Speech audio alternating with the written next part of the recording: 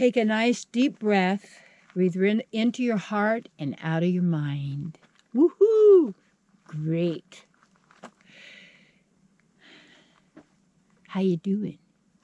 It's really nice to be with you. I feel so grateful to have this opportunity because I love to share what I have found in my research and realized, and the intention that it's empowering to you and enriching to you in every way, now and eternally. Absolutely. So breathe into your heart. Now, my topic, knowing the truth that always is. And that's going to be that's not the topic. Here's the topic. Okay. The secret of spiritual healing. That's what I wanted to say. And the knowing of the absolute truth is then that secret of spiritual healing. So for Michael on the video, he could label this the secret of spiritual healing. And I was trained as a spiritual mind healer, as a practitioner. And I went through this course. We call it a training, but it's actually a teaching. And this was by Ernest Holmes in his research as he researched various religions and philosophies and such, looking for the common threads that would help him for himself to know about who he is in life and how to have a grand and glorious eternal existence. Okay, so he presented this and these ideas, and one of them was he did in his research is found out how the spiritual mind healing operates. Christian Science people use this infinite way. I believe they call it the infinite way. It's Joel Goldsmith and his wonderful teaching. So spiritual mind healing has helped me so much because in the sense of knowing the truth that always is, that never changes. And there is absolute truth. And there some will teach that there's no absolute truth, and that is to completely depower you, because if there's no absolute truth, then you really do not exist. You're basically a mind program, a walking virus. You are a virus in a human body appearing as a divine being, but really a simulation of some kind, a lie, a falsity, okay? Now, in the spiritual mind healing, so when I was living in India, and studying, then the person that I was my partner at the time, anyway, he got possessed by a ghost of some kind. I mean, this is a wild story. I would never believe this if I hadn't been right there. But anyway, so as this took place and I watched this, what happened to him, I was Jesus, Mother and Mary, help me. Okay, so I called out, however that was. I was never afraid after that. But anyway, I stood always in the truth of knowing the truth. I never accepted the verdict. I had to go through a lot to help this person become free of this possession that took over. And it was, well, from various, he was susceptible, whatever.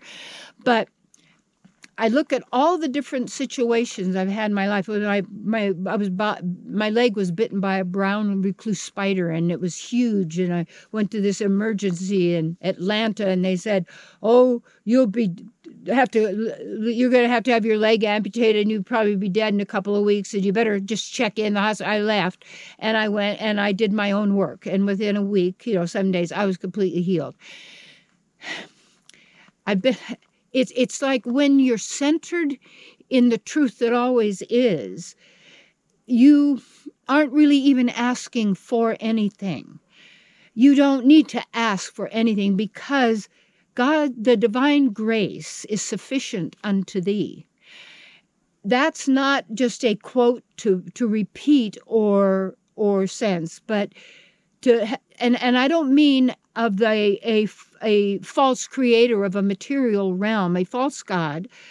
I'm talking about our source, our partner, not of, they say, the physical body, but who we are, that we're not a creation. We are an eternal being, and that's the good and the bad news, because bad news is that you cannot get rid of yourself. You are eternal. You always exist. You are existence itself. You are life. Life is who you are. And you anoint others and give life to others because you say it's true. You say it's real.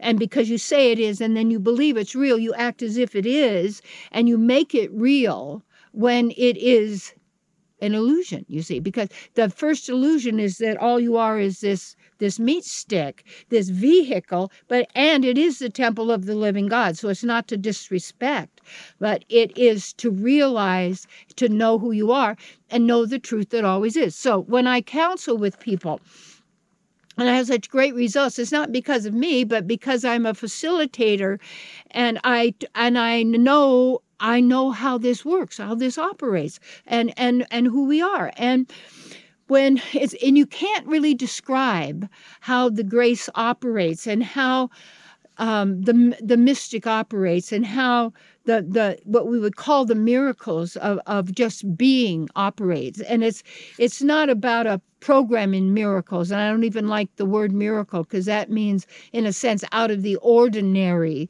when it's actually the natural state of being, where we get our objections out of the way. We drop the veils of ignorance.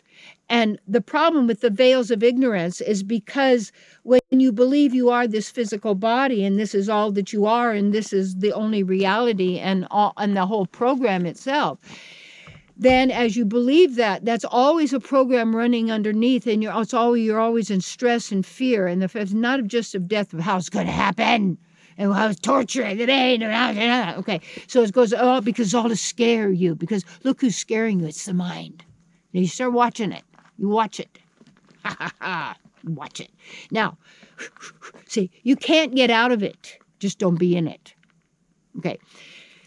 So that secret of spiritual healing isn't anything, is where you don't lose your state of your unity with God, with the divine, your remembering who you are. And you are then fixed in that your beingness. You're very solid in it, because it's who you are. And the more we can do that, the better off, because then what wants to happen can happen through you, and you get the joy of it happening through you, but don't take the credit. Because in the taking of the credit, you want to glorify yourself, and, self-aggrandizement. And that kind of pride always leads to the fall, because you're separating yourself from the source and your partner and your beloved. So here's the key then, the secret to spiritual mind healing is, and as you study this work, and Joel Goldsmith has a really, really good book on this mysticism and spiritual healing. My book, Live Your Bliss, is going to give you those basic, teachings of how this place operates, and how bliss is your natural state of being without thinking. And that's where your power is. And when you bring your power back into who you are, and you stay centered in that, people just thinking of you, or they focus on you, have a healing in their lives, because they have joined themselves with your consciousness, but you do not join yours with theirs. Do you get that? Yes, you never join your consciousness with theirs. You don't have a mind melt. You don't need a mind melt, you see. And the mind is the mind of how you've been mined for your energy as a human divine resource, you see, that is resourcing the reality that is not ours. So we take our power back by knowing who we are, you see, and being in that constant state of the spiritual mind healer, that practitioner who knows the truth and stands firm in it. And as you do, that which wants to happen naturally, the divine, the magnificent, the glorious, naturally takes place. And you get to witness it. Yes.